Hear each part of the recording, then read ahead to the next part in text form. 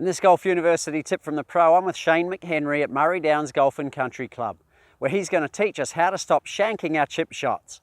But before we start, remember to subscribe and hit the bell icon below so that I can notify you every time a new episode is released. Plus, at the end of this video, I'm going to teach you how to lose 4 shots or more from your handicap in 3 months or less. But before I do, let's find out how to stop shanking our chip shots. This Tip from the Pro brought to you by Golf University, the world's premier golf improvement program. So in this video we're going to discuss how to stop shanking the ball with chip shots. What is it that's happening for me to be shanking the ball? Now a lot of people will tend to think, a lot of beginners tend to think that a shank will usually mean that the contact of the ball is coming from here, but it's not. This is the shank and this is the hosel. And this is where the ball comes from for it to shoot out to the right. So there's not just one shank, there's actually quite a few different types of shanks, especially when it comes to full swing. But in chipping, we're going to assume that everybody has got their head around the big 5 rules. The big 5 rules being there's a shoe distance from the ball is off your back foot, our feet line is a little bit left of target, but our shoulder line is to target. Our hands are left and our weight is left. Now if we've got that right, there's still a couple of things that could probably go wrong here. Now one of them being, I'm just going to put a couple of tees in the ground here just for effect. So we're going to stick a tee over here, and we're going to stick another tee over here, and this is going to be our corridor of good news. So if there's any kind of shank from an out to in path, and we're really talking about path being the issue here. Path meaning this, so I've set up the 5 rules, we're all good to go, we're all in good shape, but all of a sudden our shoulders are a bit offline, and let's say they're in line with our feet, which is not what we want in chipping, we want shoulder line to the target, then we may have an out to in shank. And the ball shoots out to the right there.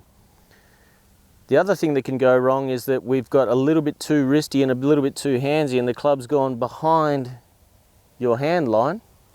This can lead to one of these shanks, which is the in to out shank, which will severely shoot the ball off to the right. So the one that really almost goes sideways is that one. The one that's coming this way just shoots off a little bit to the right. It's just a little bit inconvenient. The one that's from in to out is severely inconvenient. So what I'd suggest you do, and we're going to add a little drill to this to cure your shanks, is to stick 2 tees in the ground around a similar sort of distance. We're going to set up the 5 rules and we're going to go ahead and hit our chip shot and try to get our path. You might even like to draw a line here and scratch that out with your foot, something for you to follow, something that is straight to target. And your path will have to come a little bit inside, but certainly not so much inside that your club gets behind your hands. Good outcome here, and we're not necessarily interested in holding this chip shot at the moment. We're interested in not clipping any of these 2 tees here. So away we go. 5 rules are in play. We're going to hit some grass now with confidence. There we go. So the ball's going to trail off down the hill a little, but I would call that a good outcome. First of all, because I did my job, I hit the ball first. Second of all, I got it to fly low, which is the flight that I'm looking for out of this club. We got the distance right, and the best thing of all, there's no shank involved because the 2 tees are still here. So if you find yourself having the shanks with your chips, I'm in to out.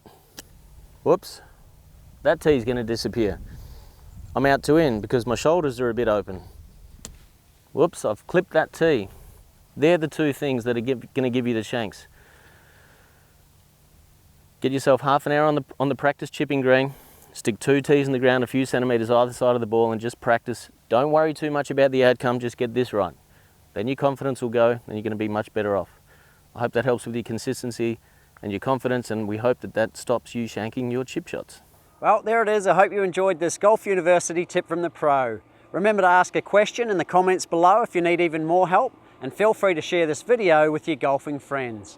As promised earlier, I want to help you easily and effortlessly lower your handicap by 4 shots or more. So I want to invite you to join our Search for Scratch program, which has been designed to help you find out how good a golfer you can become if you are trained with the best coaching model, practice plan and course management system, all whilst developing a champion golfer's mindset. For more information and to become another one of our success stories, visit searchforscratch.tv/Search for Scratch program or click the link in the description below. Thanks for watching, commenting and sharing this video, guys. I look forward to supporting your golf improvement in the Search for Scratch program.